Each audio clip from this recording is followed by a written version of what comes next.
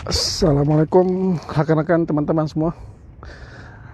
Alhamdulillah sebenarnya hari ini adalah merupakan satu hari pertama untuk saya buat FB Live, dan hari ini juga sebenarnya hari yang pertama untuk sekian kalinya sebenarnya lah. Sebelum ni saya sekarang berada di Putrajaya. Tonton boleh nampak 360 area Putrajaya betapa indahnya. Dan hari ini saja kita berkongsi semangat di hari hujung minggu untuk kita mengisi masa lapang yang seadanya. Hari ini di persekitaran persiaran jogging Putrajaya ni nampak kebiasaannya sebelum PKP macam ni keadaan dia. Sepanjang PKP dia agak lesu dan sunyi sebab ada beberapa jalan dan pintu-pintu masuk ataupun pintu-pintu lorong-lorong tikus tu ditutup untuk kemasukan orang awam. Di sini ada menarik sikit saya nak tunjukkan kalau sempat. Oh, tak ada. Tuan-tuan, penting sebenarnya untuk kita menjaga kesihatan sementara kita bekerja selama seminggu ataupun daripada Isnin hingga Jumaat. Kita jadikan sesi hari Sabtu Ahad ni dengan isi masa yang cukup bermakna, dan lebih penting lagi untuk kita mengisi dan melerahkan keserabutan. Mungkin tuan-tuan lebih faham yang bekerja di luar sana, yang masih bekerja lah. Tak kisahlah tuan-tuan bekerja di rumah ataupun di pejabat. Dan kenapa pentingnya stamina ni untuk kita lebih sebenarnya antara tujuan dia kita untuk refresh ataupun reset semula pemikiran, kerja dan tanggungjawab yang kita buat selama 5 hari ataupun 6 hari. So cubalah lapangkan masa untuk kita beriadah sama ada sendiri, dan sebenarnya lebih bermakna kalau bersama dengan isteri dan anak-anak. Dan untuk tuan-tuan, Putrajaya hari ini nampak masih lengang lagi sebelah pagi. Kebiasaannya sehari dua sebelum ni pun saya pernah ke sini juga untuk melakukan riadah jogging juga seperti ini. Nampaknya tidaklah nampak ramai berbanding sebelah petang. Kalau tuan-tuan nampak, kalau hari-hari biasa nampak bertali arus di antara persiaran-persiaran orang yang berjalan kaki ataupun juga berbasikal, sama ada bersendiri ataupun bersama keluarga. Macam mana pun, semangat untuk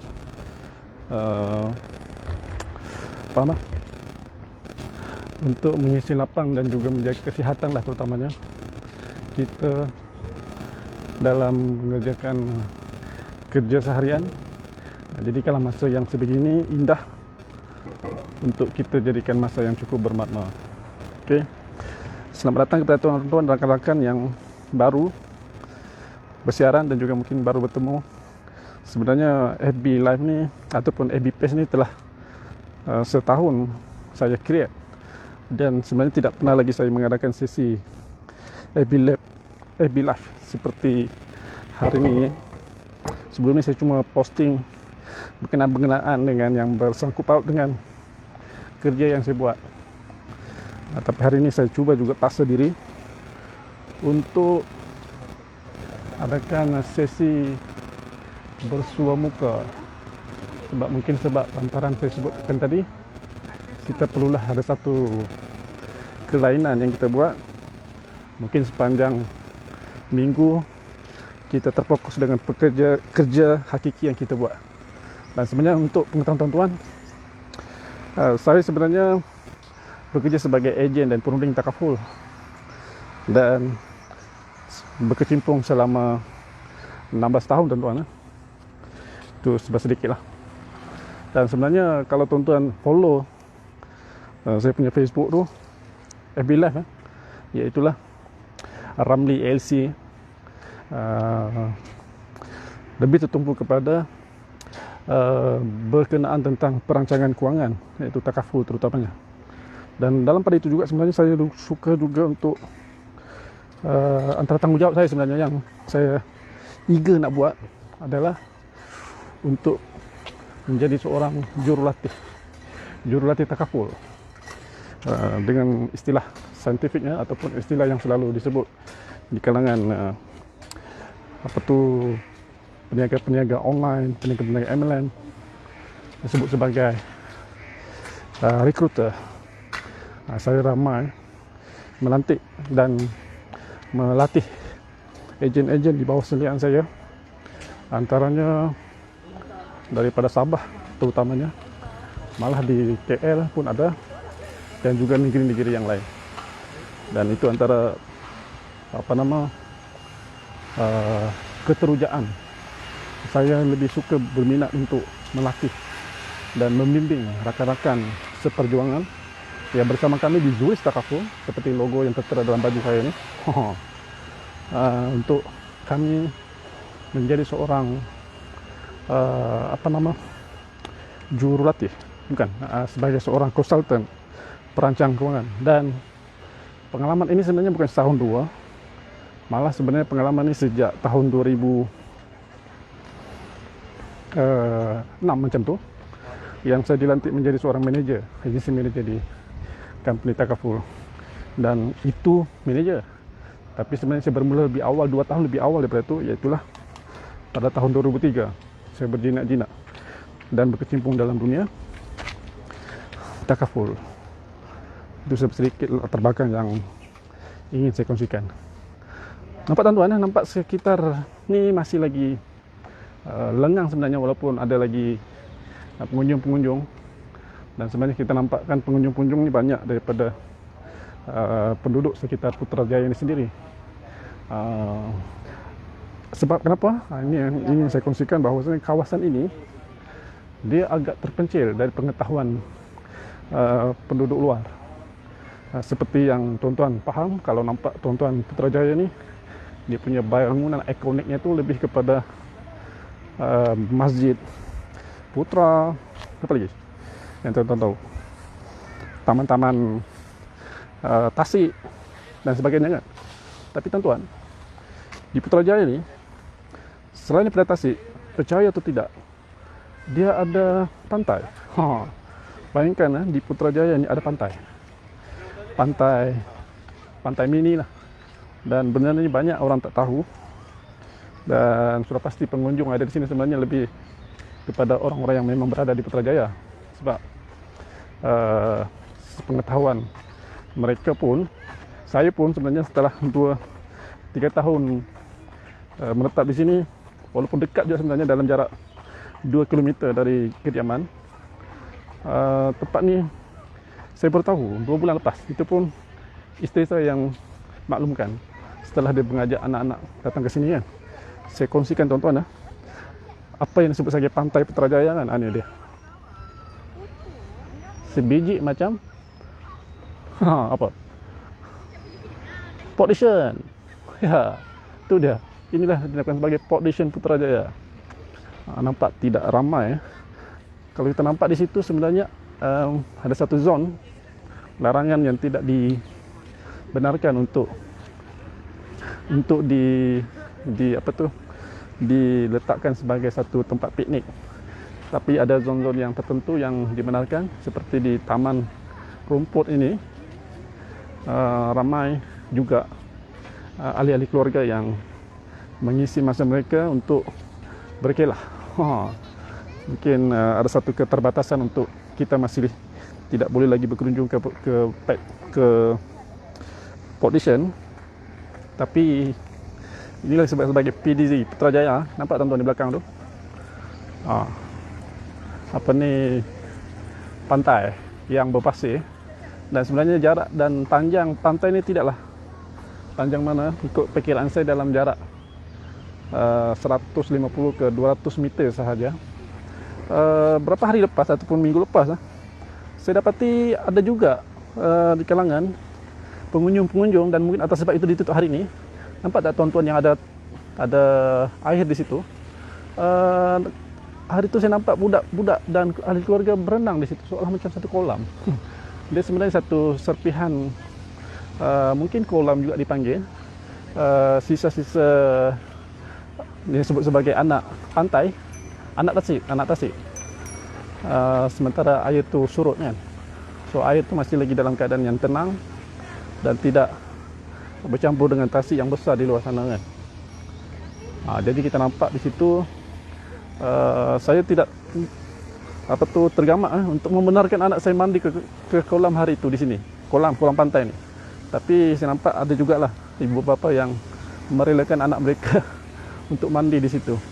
Sebab saya nampak air itu nampak macam keruh, air dia tidak jernih.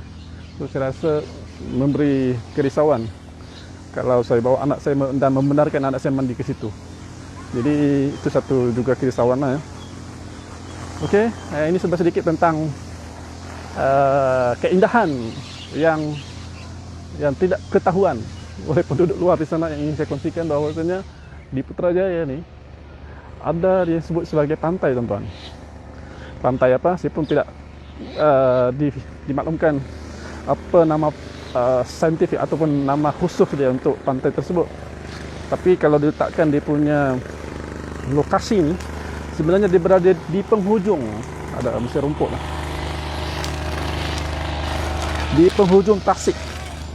Kalau tuan-tuan nampak tasik yang terbentang luas, kalau tuan-tuan lalu di lebuh raya Putrajaya, tuan-tuan akan nampak beberapa tasik yang tersegam indah kan, luas, terbentang luas. Tapi sebenarnya ada satu kawasan yang di hujung sana, di hujung sinilah maksudnya, terdapatnya satu pantai yang kecil, yang comel, mini pantai yang sering dikunjungi di kalangan ahli-ahli keluarga bersama anak-anak untuk berkelah dan piknik. Nampak di sana, tuan-tuan? Nampak dia punya panjang dia itu tidaklah panjang mana, tapi memadai lah untuk kita merasai suasana pantai yang berpasir. Nama pantai, tapi nampak dia punya ombak memang tidak akan ada, sebab tasik yang begitu tenang, mana mungkin boleh menghasilkan satu bentuk ombak yang berduru-duru, bertali arus dia mengalir kan. So itulah sekadar ada yang di Putrajaya ni yang dikatakan sebagai pantai nun indah. Bising sini ada pekerja memotong rumput. Alright, tuan-tuan, sebab sedikit tentang Zuris Takaful ni. Saya bersama Zuris Takaful ni adalah baru setahun macam tu, di mana sebelum ni saya sebagai ejen di company lain lah, dan saya berhijrah ke Zuris ni atas faktor-faktor yang tersendiri ya, menampakkan banyak kemudahan dari segi mungkin infrastruktur, dan juga mungkin yang saya sebutkan tadi, saya ini lebih menjiwai tentang dunia rekrutmen, melatih rakan-rakan ejen-ejen, dan justru itu memberi sikit kemudahan bagi saya yang tidak bergerak seorangan. Sebenarnya saya leveragkan kepada tim Zuris ni, my principal, tapi sebenarnya saya bernaung di bawah satu agensi yang nombor satu di Zuris ni, iaitulah Gemilang Empire, Gemilang Empire ALC itu kita akan panjangkan di sesi yang lain lah. Cuma yang ingin saya kongsikan di sini bahwasanya dengan adanya konsep perniagaan begini memudahkan untuk saya lebih bergerak laju ke hadapan, dan bukan berseorangan, tetapi dalam bergerak dalam satu pasukan yang berpengalaman, yang kukuh, dan juga kita dapat melontarkan pandangan dan juga latihan, malah sebenarnya latihan yang kita boleh beri kepada ejen-ejen, bukan saya sendiri yang buat, malah dapat bantuan daripada rakan-rakan seperjuangan dalam tim Gemilang Empire itu sendiri. Jadi kepada rakan-rakan di luar sana, seandainya ingin bersama kami amat mengalung-alungkan untuk tuan-tuan seandainya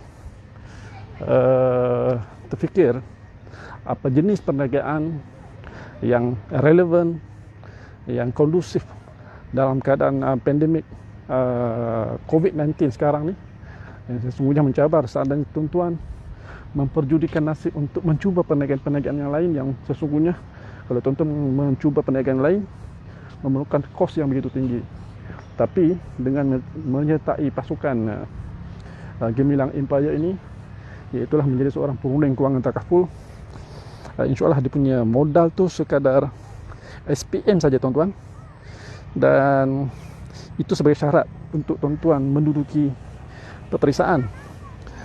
SPM tu mungkin tuan-tuan telah lalui dan telah duduki beberapa tahun yang lepas kan, sebagai syarat. Tapi sebenarnya untuk membayar yuran peperiksaan exam yang disebut sebagai TBE itu memerlukan kos sebanyak RM80. Itu saja modalnya. RM80 ini dijadikan sebagai satu analogi yang tuan-tuan jadikan ini sebagai satu untuk membuka lesen, lesen perniagaan. Setuju tak tuan-tuan kalau saya katakan, kalau tuan-tuan membuat perniagaan apa sekalipun di luar sana yang berbentuk SME ataupun sebagai SSM, kalau tuan-tuan ingin mendapatkan lesen tersebut, berapa kos yang dikenakan? Berapa yang tuan-tuan kena bayar sebagai pemula untuk tuan-tuan menjalankan perniagaan itu secara sah?